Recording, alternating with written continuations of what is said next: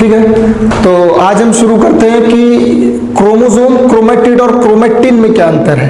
ये तीनों शब्द सुनने में एक जैसे लगते हैं, लेकिन इन सब का मतलब हम जब मॉलिक्यूलर बेसिस ऑफ इनहेरिटेंस पढ़ते हैं तो वहां पर थोड़े अलग शब्द, अलग मतलब निकल के आते हैं। तो सबसे पहले अगर हम बात करें कि क्रोमोसोम क्या है, तो क्रोमोसोम इज मेड अप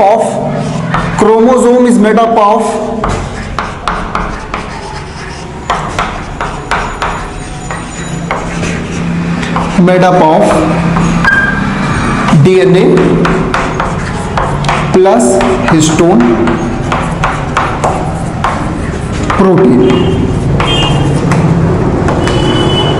हमने क्या पढ़ा है, chromosome is made up of DNA plus histone protein. ठीक है, तो अगर हम कहें कि डीएनए, ये हो गया डीएनए, और इसी के साथ अगर हम हिस्टोन प्रोटीन को भी जोड़ दें, हिस्टोन प्रोटीन क्या है, हिस्टोन प्रोटीन एक ऑक्टामेरिक प्रोटीन है, एक ऑक्टामेरिक प्रोटीन है जिसमें 4 प्रोटीन का एक सीक्वेंस आता है, जिसको हम कहते हैं प्रोटीन ऑक्टामर या histone octamer. Histone octamer, histone octamer. तो अगर डीएनए इस हिस्टोन प्रोटीन के चारों तरफ रैप हो जाए, इट्स लाइक दैट।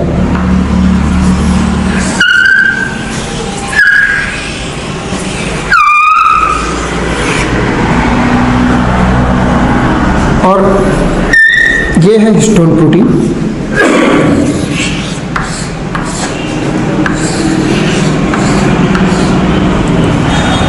तो डीएनए प्लस हिस्टोन प्रोटीन इस तरह का अरेंजमेंट है। ये हम कह रहे हैं कि ये डीएनए है और ये है हिस्टोन प्रोटीन, जिसमें हम कहते हैं ये H2A है, H2B है, H3 और H4।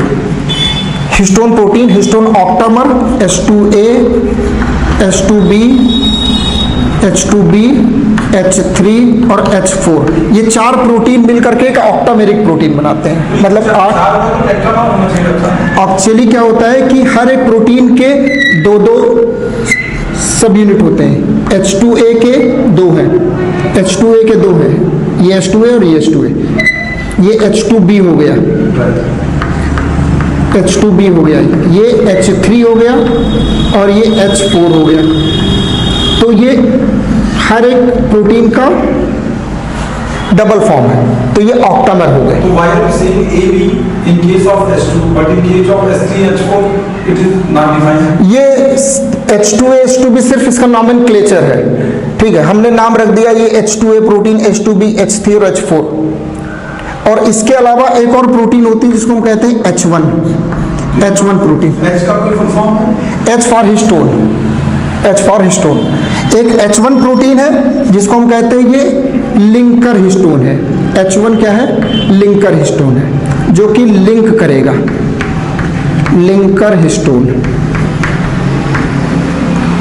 ठीक, तो डीएनए हिस्टोन ऑक्टामर के चारों तरफ रैप होता है और लगभग 1.7, या आप कह सकते हो कि कंप्लीट 2 टर्न कंप्लीट नहीं हुआ, 1.7 टर्न, एक टर्न पूरा हुआ और दूसरा टर्न लगभग आधे से ज्यादा। ठीक है, तो 1.7 टर्न ये कंप्लीट करता है और इन दोनों टर्न के बीच में यहां पर आपको 2 लिंकर हिस्टोन मिलेंगे। 1.7 टर्न, ठीक है। तो इस एक यूनिट को हम नाम देते हैं न्यूक्लियोसोम।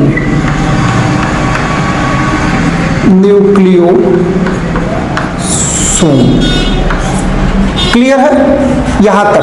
फिर से देखते हैं। Chromosome is made up of DNA plus histone protein.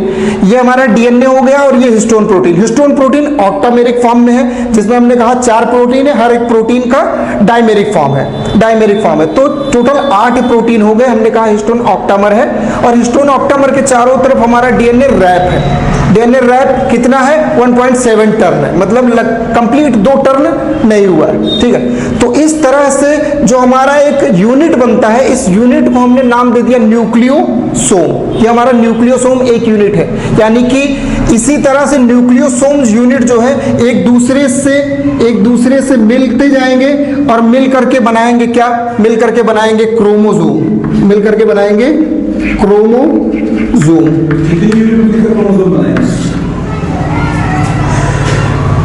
कितने यूनिट मिलकर के क्रोमोसोम बनाएगी? बहुत अच्छा सवाल किया आपने। इसके लिए आपको यह समझना होगा कि न्यूक्लियोसोम जब आपस में मिलेंगे, मैं थोड़ा सा रब करूंगा, यहां पर थोड़ा सा रब करूंगा, इधर, ठीक है। आप ये समझिए कि ये एक न्यूक्लियोसोम हो गया, ठीक है, ये एक न्यूक्लियोसोम हो गया, ये दूसरा न्यूक्लियोसोम हो गया, ये तीसरा, ये चौथा, ये पांचवा, ये छठा। इस तरह से जब अरेंजमेंट होगा, यानी कि ये क्या हो रहा है, न्यूक्लियोसोम कंडेंस हो रहे हैं, न्यूक्लियोसोम कंडेंस हो रहे हैं, न्यूक्लियोसोम क्या हो रहा है, कंडेंस हो रहे हैं। तो इसी फॉर्म को हम बोल देते हैं कि ये क्रोमोसोम है, क्रोमोसोम है, ठीक है। ये क्या है, क्रोमोसोम, यानी chromosome is made up of DNA plus histone protein, ठीक। अब ये क्रोमोसोम कब क्रोमैटिन फॉर्म में रहेगा, कब क्रोमोसोम फॉर्म में रहेगा? क्योंकि क्रोमोसोम और क्रोमैटिन ये डिपेंड करता है कि सेल कौन से स्टेज में है, सेल अपने सेल साइकिल के कौन से स्टेज में है, उस पर डिपेंड करेगा कि ये क्रोमोसोम फॉर्म में रहेगा या क्रोमैटिन फॉर्म में रहेगा। और क्रोमोसोम क्रोमैटिन से अलग कैसे है, क्रोमोसोम क्रोमैटिन से अलग कैसे है? तो क्रोमोसोम का मतलब क्या हो गया कि न्यूक्लियोसोम या डीएनए और हिस्टोन प्रोटीन एक दूसरे से बहुत टाइटली रैप है, बहुत टाइटली कंडेंस है, और जब कंडेंस हो गए तो उन्होंने क्रोमोसोम बना दिया, ठीक है। इतनी बात सही है, इतनी बात सही है। चलो इसको मैं मिटा दूं,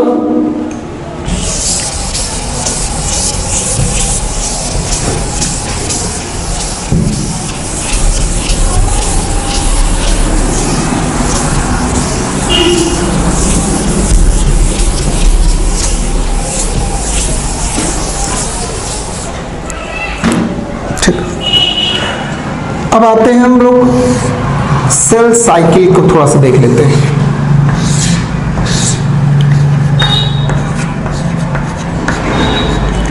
सेल साइकिल में हम कहते हैं कि G1, S और G2 ये तीनों मिलकर के बनाते हैं इंटरफेज।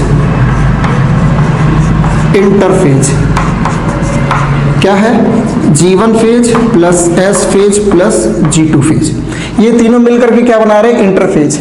और M फेज जो है, ये M फेज जो है ये एक्चुअल डिवीजन फेज है,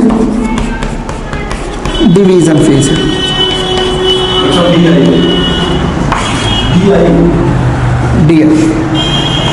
डिवीजन फेज, ठीक है।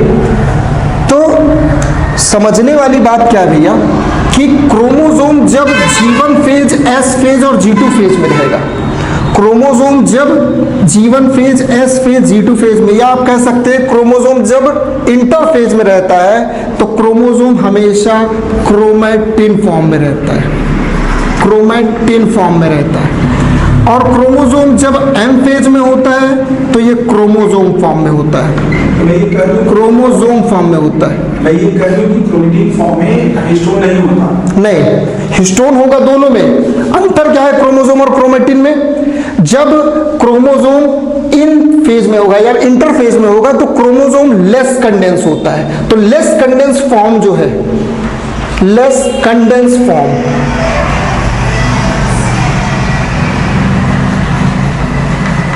Less condense form, less condense form का मतलब क्या हो गया कि उनके बीच में जो अरेंजमेंट है, जो उनके बीच में स्पेस है वो थोड़ा ज्यादा है, मतलब क्रोमोसोम बिखरे हुए हैं।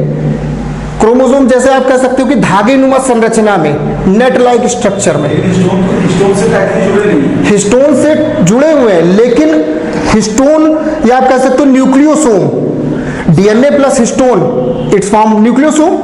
और जब न्यूक्लियोसोम यूनिट आपस में थोड़ा सा लूजली कनेक्टेड हो, यानी कंडेंसेशन प्रॉपर नहीं हुआ है, वो एक दूसरे से पास में अरेंज नहीं है, थोड़ा सा लूज अरेंजमेंट है, तो इस तरह के अरेंजमेंट हम कहते हैं लूज अरेंजमेंट है, या क्रोमेटिन या थ्रेड लाइक स्ट्रक्चर। तो जब आपने देखा होगा कि जब कभी भी प्रोफेज का स्ट्रक्चर हम देखते हैं, प्रोफेज का स्ट्रक्चर देखते हैं, तो उसमें न्यूक्लियस के अंदर हमेशा डीएनए इस फॉर्म में दिखाया जाता है, इस फॉर्म में डीएनए दिखाया जाएगा। और जैसे ही हम प्रोफेज में कहते हैं कि भैया प्रोफेज की कहानी क्या होती है, तो हम कहते हैं क्रोमोसोम कंडेंसेशन स्टार्ट हुआ। प्रोफेज में क्रोमोसोम कंडेंस होते हैं और थोड़े से थिक हो जाते हैं, क्रोमोसोम बिकम थिक हो जाते हैं, यानी कंडेंसेशन स्टार्ट हो गया, कंडेंसेशन, क्रोमोसोम कंडेंस हो गए। तो कंडेंसेशन होने के बाद अब क्रोमोसोम जैसे ही प्रोफेज में आप देखोगे, प्रोफेज के लास्ट लेट प्रोफेज में या मेटाफेज में अगर आप देखोगे तो क्रोमोसोम आपको कुछ ऐसे दिखेंगे।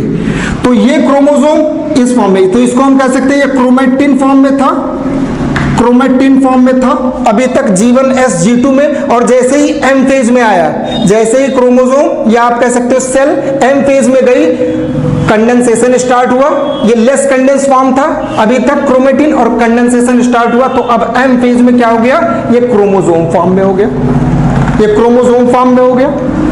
ठीक है, एक बार फिर से देखते हैं, एक बार फिर से देखते हैं। जब सेल G1S G2 यानी इंटरफेज में थी तो क्रोमोसोम क्रोमेटिन फॉर्म में होंगे, यानी बिखरे हुए फॉर्म में, नेट लाइक स्ट्रक्चर फॉर्म में, लेस कंडेंस फॉर्म में होते। कैसे होते हैं, लेस कंडेंस फॉर्म में। जैसे ही cell division phase M phase में एंट्री करती है तो हम कहते हैं प्रोफेज में।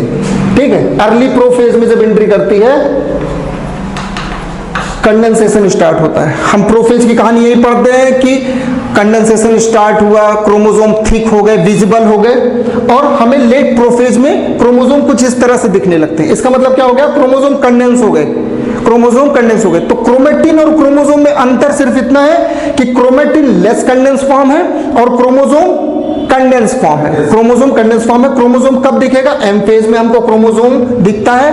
एम फेज के क्रोमोसोम को हम एज इट इज क्रोमोसोम ही कहते हैं, लेकिन इंटरफेज में हम क्रोमेटिन वर्ड यूज करते हैं instead of chromosome, instead of chromosome. तो ये हमने दो टर्म क्लियर किया, what is the chromosome and what is the chromatid, sorry chromatin.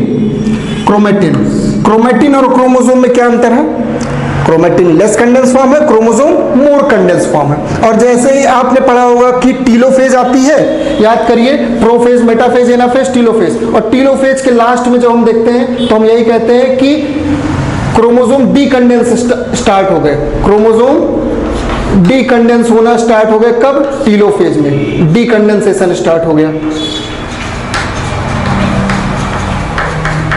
डीकंडेंसेशन start हो गया। ठीक है, क्यों डीकंडेंसेशन स्टार्ट होगा, क्योंकि अब ये कहां आ रहा है, ये एम फेज से फिर से कहां आ रहा है, G1 फेज में। एम फेज उसने कंप्लीट कर लिया और फिर से आ रहा है G1 फेज में, और G1 phase, S phase, G2 phase में कैसा होगा, क्रोमेटिन फॉर्म में, लेस कंडेंस फॉर्म में। तो अब फिर से डीकंडेंसेशन स्टार्ट हो गया। ठीक है, तो कंडेंसेशन स्टार्ट कब होगा, प्रोफेज में, और एंड कब होगा, यानी फिर से डीकंडेंस कब होने लगेगा, टीलोफेज में। ठीक है, क्यों कंडेंसेशन जरूरी है, क्यों क्रोमोसोम क्रोमेटिन फॉर्म को छोड़ करके मोर कंडेंस फॉर्म में हो जा रहा है, क्योंकि अब कैरियोकाइनेसिस होनी है, क्रोमोसोम्स का बंटवारा होना है, और अगर थ्रेड लाइक स्ट्रक्चर में रहेंगे तो उलझ जाएंगे थ्रेड लाइक स्ट्रक्चर, वहां पे क्रोमोसोम्स या आप कह सकते हो डीएनए टूट जाएंगे। ठीक है, तो उनका कंडेंस फॉर्म में होना बहुत जरूरी है, जिससे कैरियोकाइनेसिस इजी हो सके, क्रोमोसोम्स का बंटवारा अच्छे से हो सके। That's why condensation occur, that's why condensation occur. ठीक है, अब नेक्स्ट हम आते हैं क्रोमेटिड पर, क्रोमेटिड पर।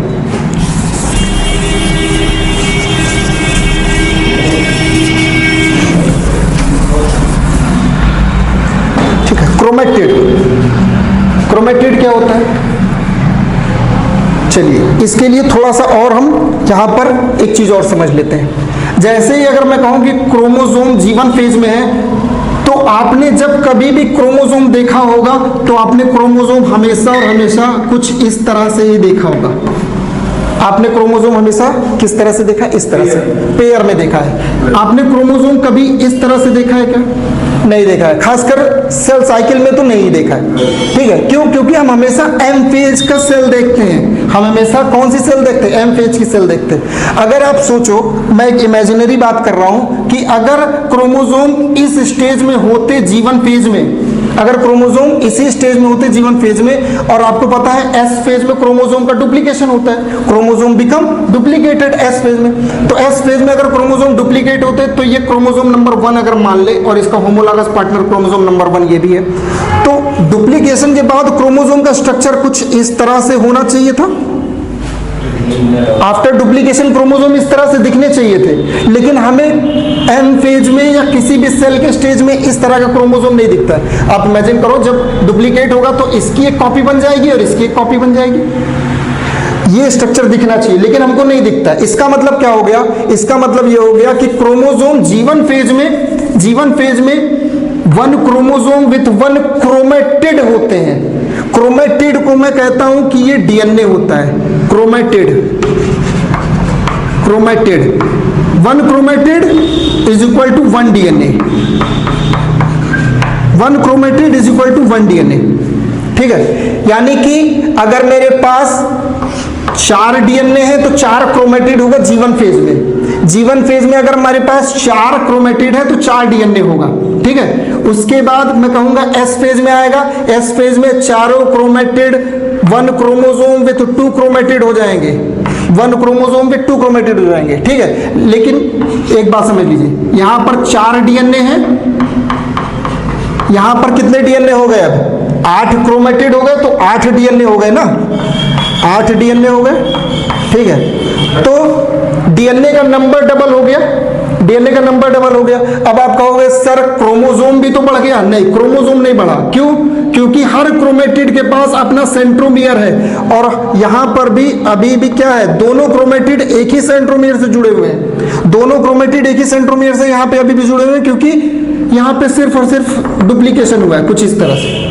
ठीक है, तो मैं कहूंगा कि डीएनए का नंबर तो बढ़ा। क्यों? क्योंकि क्रोमेटिड का नंबर बढ़ गया, लेकिन क्रोमोसोम का नंबर वही है, क्योंकि क्रोमोसोम का नंबर हम सेंट्रोमियर से देखते हैं। तो जितने सेंट्रोमियर उतने क्रोमोसोम, जितने सेंट्रोमियर उतने क्रोमोसोम। ठीक है, तो यहां पर अगर 4 क्रोमोसोम है तो यहां पर भी अभी 4 ही क्रोमोसोम है। 1 सेंट्रोमियर जो है 2 क्रोमेटिड्स। 1 chromosome has 2 chromatid. ठीक है, in the G1 phase 1 chromosome has 1 chromatid. After completion of S phase 1 chromosome having 2 chromatid. ठीक है, S phase के बाद ही 1 chromosome with 2 chromatid होता है। S phase के पहले और टेलोफेज या आप कह सकते हो एनाफेज के बाद 1 chromosome with 1 chromatid हो जाता है। ठीक है, तो G1 फेज में 1 क्रोमोसोम विद 1 क्रोमेटिड होता है। एस फेज में हर क्रोमेटिड अपना डुप्लीकेशन करता है, तो 1 क्रोमोसोम विद 2 क्रोमेटिड हो जाता है। G2 फेज में एज इट इज रहता है, और फिर M फेज की कहानी आ जाती है, जहां पर 1 क्रोमोसोम विद 2 क्रोमेटिड रहता है। हाँ, You are saying DNA. Why are you saying DNA? Because histone protein is also present. हाँ, आप कह सकते हो, लेकिन हम उसको डीएनए के टर्म में ही यूज करते हैं। क्रोमेटिड 1 डीएनए के फॉर्म में इसलिए यूज करते हैं क्योंकि हम यहां पर इसको कह सकते हैं कि यहां पर कितने क्रोमोसोम है। तो क्रोमोसोम से कंफ्यूजन हटाने के लिए 1 क्रोमेटिड 1 डीएनए का टर्म यूज करते हैं। जितने क्रोमेटिड उतने डीएनए, और जितने सेंट्रोमियर उतने क्रोमोसोम। ठीक है, तो मुझे लगता है कि क्रोमेटिड की बात अभी तक समझ में आ गई। तो 1 क्रोमेटिड G1 फेज में 1 chromosome having 1 chromatid, and S phase के बाद 1 क्रोमोसोम हैविंग 2 क्रोमेटिड। ठीक है, तो क्रोमोसोम जो होगा वो single chromatid, chromosome single chromatid form में भी हो सकता है, सिंगल क्रोमेटिड फॉर्म में भी हो सकता है। कहां पर होगा? G1 फेज में और एनाफेज के बाद। ठीक है, और डबल क्रोमेटिड फॉर्म में भी हो सकता है, डबल क्रोमेटिड फॉर्म में भी हो सकता है। ठीक है, कब होगा? After S phase,